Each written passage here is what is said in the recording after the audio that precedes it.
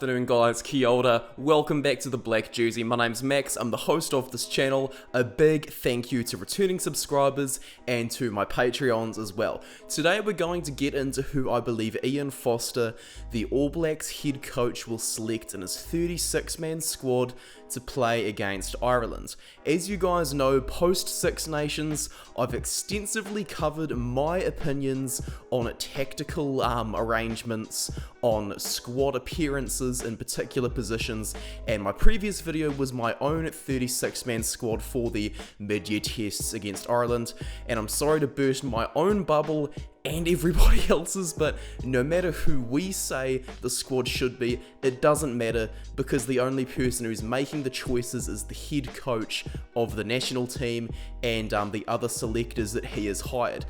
This time it's going to be Joe Schmidt replacing Grant Fox as a selector, and I do think that will help out with some of the new caps, and I think a lot of the new caps that Fozzie picks are going to come from the Blues thanks to Joe Schmidt's influence as an assistant coach over there at the Blues.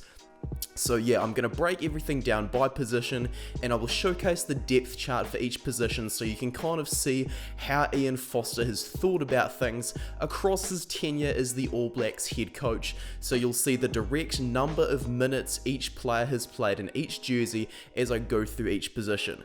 We're going to start off with the hookers. Dane Coles has had his fair share of injuries, and he missed quite a lot of Super Rugby in this season. Ian Foster always tends to go for experience over youth though, so I do think Dane Coles will be retained in the squad, but as the second choice hooker, as Cody Taylor has played a massive amount of minutes under Fozzie, and because those two are being included, I do think Asafo Aumua is going to have to be left out. Aumua may have become a regular starter once again for the Hurricanes this season, but Samisoni Taukei'aho is becoming the proven performer at test level when Coles is out, so I do think Fozzie is going to leave out Asafo Aumua and stick with Samisoni Taukei'aho as a backup option for Cody Taylor, who after 66 tests is still playing amazingly, as well as Dane Coles, who I'm not a massive fan of, but Fozzie is. Now we're diving into the loose head props. Joe Moody won't be considered for selection because he is out with an ACL injury. He's unlikely to be back playing until May 2023, so the next cab off the rank is more than likely going to be George Bower, as Karl Tu'inukuafe is heading to France. This means Tu'inukuafe's minutes on the depth chart are going to go to the grey colour as they no longer count towards the chart. Ethan de Groot is the real up-and-comer over at loose head prop. I was thinking for a wee while that Alex Hodgman would probably be recalled to be the third choice after de Groot and Bower. I do think though that Ollie Norris is finally going to leapfrog Hodgman in the pecking order, and Fozzie may look towards Norris rather than Aiden Ross, who I would also pick, because Fozzie does every now and again choose to go with youth over experience when it comes to long-term planning.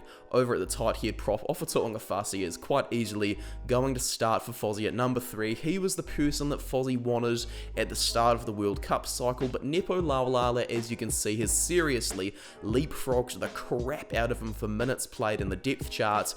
Laulala's not in the greatest form, but at test level, that's where he does typically seem to shine, and guys, Owen Franks, it's not going to happen. Tyrell Lomax has been invested in quite a lot by Ian Foster, and I do think that Tyrell Lomax will be persisted with just like in 2021. He was the guy that got a lot of the minutes off the bench against the big teams in 2021. I don't really expect things to change for Lomax. Over to the locks, it's quite obvious. I've mentioned that I don't think Brodie Retallick's playing necessarily at the level of test rugby, but I do think he will be parachuted straight into the starting lineup by Foster, with Sam Whitelock retained as the captain. Sam Cane's of course probably going to be vice captain, if not getting his role as captain back.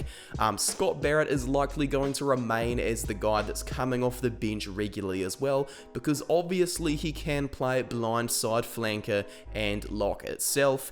Patrick Tuipulotu is coming home on sabbatical, so as a proven performer, Fozzie's almost definitely going to select Tui Pelotu, and it then comes down to Josh Lord and Tupou Va'i for the 5th spot, because Fozzie does seem to go with 5 locks a fair bit. Va'i is the one that's in form, he's become the dominant leader of the Chiefs pack, so Josh Lord, who played his first 2 tests on the end of year tests last year, is probably gonna miss out. Fozzie does also tend to stick with 7 loose forwards.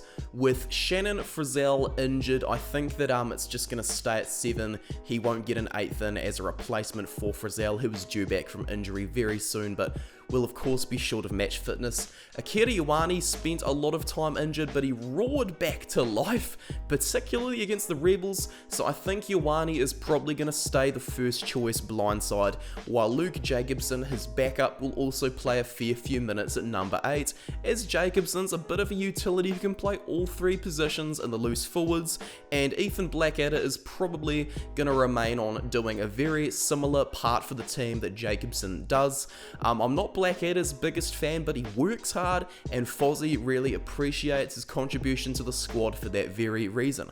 Dalton Papali'i, I think, is possibly going to have to get the most of his minutes off the bench, though. He did get quite a few minutes towards the depth chart in 2021, and even though he's the Blues captain, Fozzie prefers Sam Cane, who is always going to start at 7 when available, so I do think Cane will be Fozzie's vice-captain.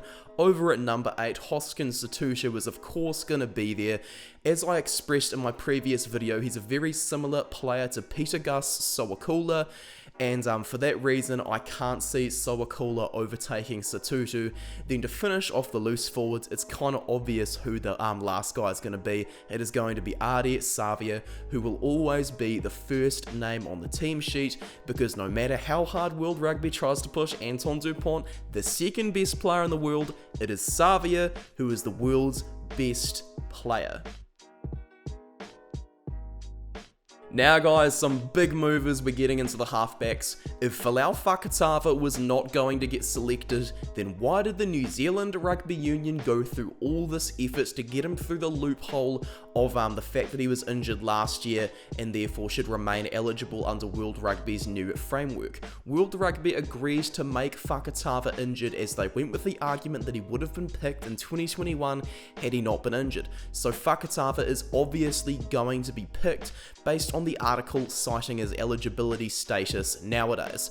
Aaron Smith will of course remain the first choice, as he has the most minutes in the depth chart. He's not particularly in the best form, but test level is always, once again, where Aaron Smith shines. And as I said in my previous video, Fozzie is likely to have a similar stance to me with this depth chart, because halfback is one of the key decision makers for your squad. Because TJ Perenara is almost definitely going to leave the squad to accommodate for Fakatava, Finlay Christie, who is the informed player, will likely miss out for the sake of Brad Weber, who currently sits at 3rd in the depth chart. Brad Weber has often been played by Fozzie as a like-for-like replacement of Aaron Smith. He's the guy that has the most similar style of play to Smith from 9, and so Weber is very crucial indeed for Ian Foster's game plan. Look guys, as much as it pains me to say this, Fozzie is only going to select 2 first fives. Beauden Barrett, even though he's only 2nd in the depth chart, did play a massive bulk of minutes at 10 in 2021, making up for the fact that he played all of his minutes in 2020 at the 15 jersey.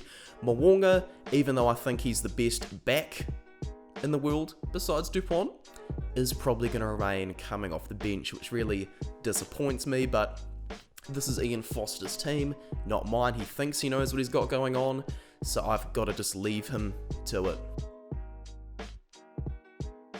Righto guys, this is going to be a pretty spicy take over here from me, because Fozzie will likely select just 2 first fives. He is more than likely going to have 5 midfielders, but I do see Jack Goodhue coming back for Braden Ennor, Jack Goodhue and Rieko Ioane were the preferred midfield combination at the start of the World Cup cycle, and for whatever reason I just get the sneaking suspicion that Goodhue will remain the starting 12, just like how he left off in 2020, with Rieko Ioane of course coming in for Anton Lienert-Brown, who won't be considered for selection due to injury.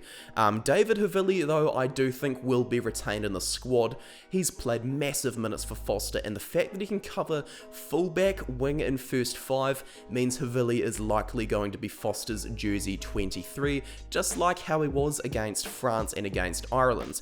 Quinn Tupaia of course is going to be the next cab off the rank if injuries happen to Havili or Goodhue, and yes, Roger Tuivasa-Sheck is going to get the call up. I did not mention him at all in my last video because, to be frank, I do believe Tuivasa-Sheck converted codes from rugby league too late.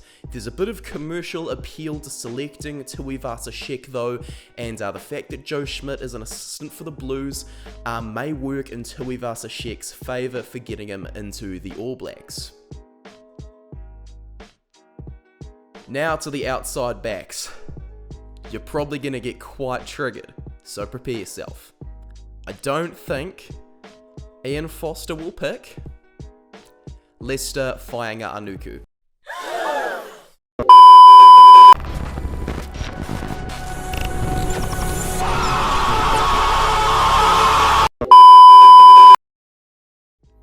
Look guys, I've just got a really bad feeling about this.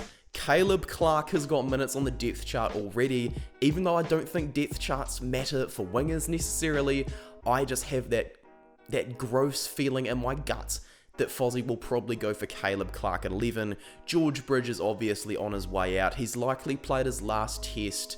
He didn't really perform to his best in 2021 while his contract is about to expire. Sevu Reece though I do think is going to break the mould, and Sevu Reece will likely be one of few All Black outside backs to attend multiple World Cups. Reece is still 25 years old, so could easily get selected. I do think as well Ian Foster, like myself, is going to persist with Will Jordan at 14, because Jordie Barrett is the best fullback in the world, and no matter how hard the mainstream media try to push him being a 12, it's not going to happen. He does not have the skill set.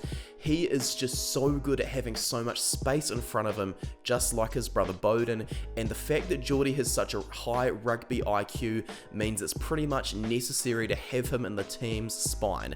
Stephen Petafeta, though I don't think he's going to get picked as a first 5, will come in as Damien McKenzie's replacement at fullback. D-Mac is currently ineligible for selection as he played a 1-season deal for Tokyo Sun Goliath in Japan.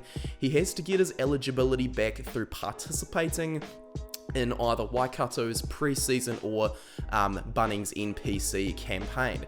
So this gives Fozzie a bit of time to look at Petafeta as a like-for-like replacement of D-Mac, as Ruben Love is not yet ready to become an All Black, I don't think. Righto guys, so as you can see, here's the full 36-man squad I think Ian Foster is gonna pick. If you're keen to continue supporting me, remember to like this video, comment your starting 15 in the bottom of this video, also subscribe and hit the notification bell if you don't want to miss a new video. A big thank you once again to my patrons. Remember to support me over on my website where I do a bit of opinion journalism. Head to Twitter and head to Instagram to support me as well. Once again guys, a massive thank you. It's your boy Max and I'm signing out.